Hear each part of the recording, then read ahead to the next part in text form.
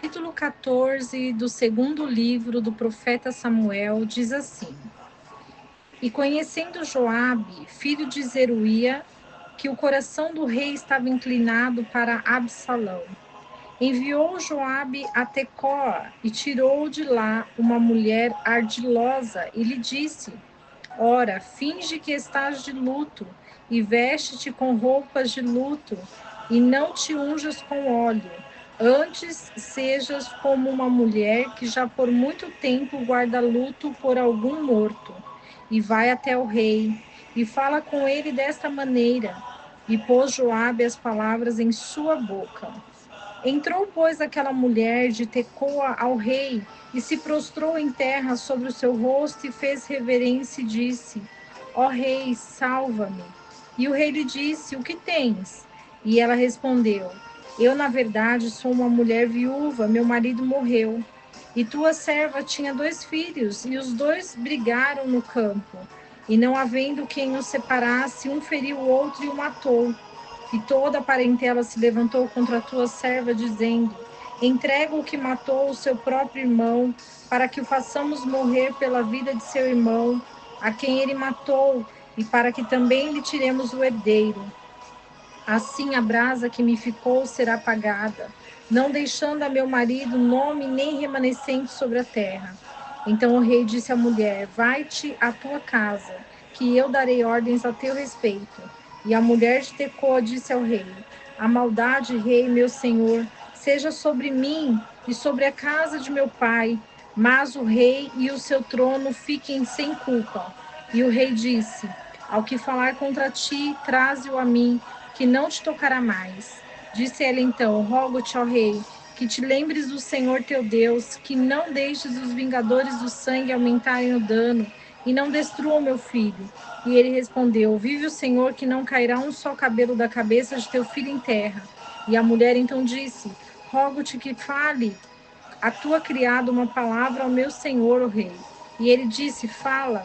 Então a mulher disse: Por que, pois, pensas tu tal coisa contra o povo de Deus? Porque falando o rei esta palavra é como culpado, porquanto o rei não faz voltar o seu fugitivo. Porque de certo morremos e somos como águas derramadas por terra, que não podem voltar a recolher-se, nem Deus lhe tirará a vida, mas cogita sim meios para que o seu desviado não seja dele excluído. E se eu vim agora para dizer isso ao rei, meu senhor, é porque o povo me tem atemorizado. Então a tua serva disse: Falarei, pois, agora com o rei. Possivelmente ele fará segundo o que a tua serva disser. Pois o rei ouvirá para libertar a tua serva da mão do homem que me quer destruir, juntamente com meu filho, da herança de Deus. Tua serva, pois, diz: Que seja agora a resposta de meu senhor, o rei, para descanso, porque o Senhor meu rei é como um anjo de Deus para escutar o bem e o mal, e o Senhor teu Deus será contigo. Então o rei respondeu e disse à mulher: Eu te peço que não me encubras nada do que eu te perguntar. E a mulher disse: Fala, o rei, meu senhor. E o rei disse: Não foi a mão de Joabe contigo em todas essas coisas? E a mulher respondeu e disse: Vive a tua alma, ó rei, meu senhor, que ninguém terá de apartar-se nem para a direita, nem para a esquerda de tudo que meu senhor, o rei, falou, porque foi o teu servo Joabe que me ordenou, e ele mesmo foi quem pôs na boca da tua serva todas essas palavras, para mudar a forma deste caso. É que Joabe, teu servo, tem feito isto, mas meu senhor é sábio, conforme a sabedoria de um anjo de Deus, para conhecer tudo o que há na terra. Então o rei disse a Joabe: Eis que eu faço isto. Vai e faça voltar o jovem Absalão. E Joabe então se prostrou em terra sobre o seu rosto e fez reverência. E depois que agradeceu ao rei, disse: Hoje entendeu o teu servo que achei graça aos seus olhos, ó rei, meu senhor, porque tem feito o rei o que teu servo tem dito.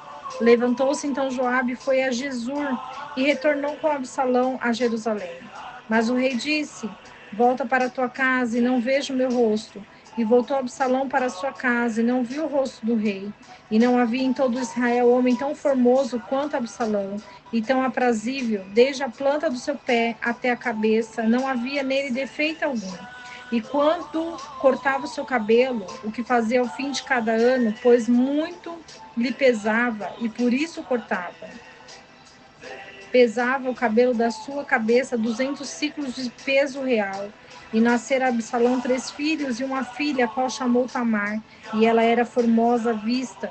E esteve Absalão pelo espaço de 2 anos em Jerusalém e não viu a face do rei. E mandou Absalão chamar Joabe para enviá-lo ao rei, mas não quis vir a ele. Nem quando o enviou pela segunda vez quis ele vir. E disse então aos seus servos: Bem sabeis que as terras de Joabe estão junto às minhas, e tem cevada nelas. Vão e ponde-lhes fogo. E os servos de Absalão puseram fogo nas terras. Levantou-se então Joabe e veio Absalão à sua casa e lhe disse: Por que puseram fogo os teus servos nas minhas terras? E Absalão respondeu a Joabe: Eis que eu enviei a ti, dizendo que viesse aqui, a fim de te enviar eu ao rei, para que lhe dissesse: Para que vim de Jesus? Melhor me for estar ainda lá, que eu veja agora a face do rei, e se houver em mim alguma culpa que me mate. E veio então Joabe ao rei e o fez saber.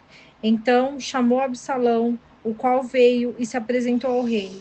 Inclinou seu rosto em terra diante do rei, e o rei beijou Absalão. O capítulo 14 vai falar sobre a fuga de Absalão e a volta de Absalão. Joabe, ele não estava conformado em ver Absalão fugido. E ele sabia que o coração do rei estava contra Absalão. Davi ainda estava mastigando aquele ato, aquele cenário de dor e sofrimento. Mas ele sabia que ele tinha uma grande responsabilidade por tudo aquilo que estava acontecendo com seus filhos. Então, Joabe teve uma estratégia e chamou uma mulher para que ela falasse de uma forma que o rei pudesse se comover com o seu filho Absalão.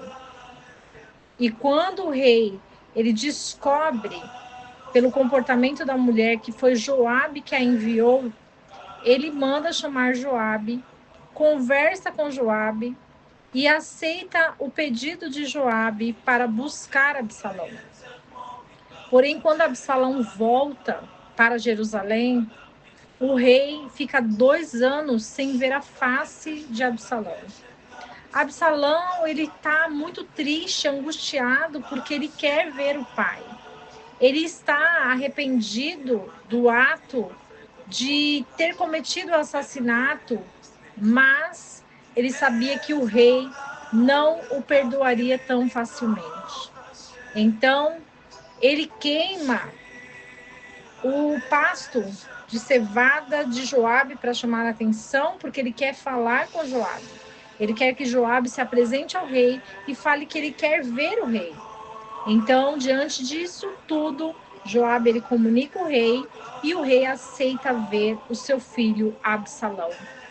A palavra diz que não havia homem tão formoso como Absalão.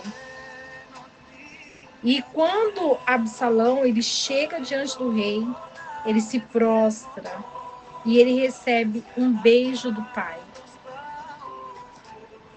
Esse caso fala como se Absalão ele fosse o filho pródigo, que ele sai da casa do pai e ele volta arrependido para se auto-perdoar e receber o perdão do pai. Quantas vezes nós precisamos do perdão dos nossos pais?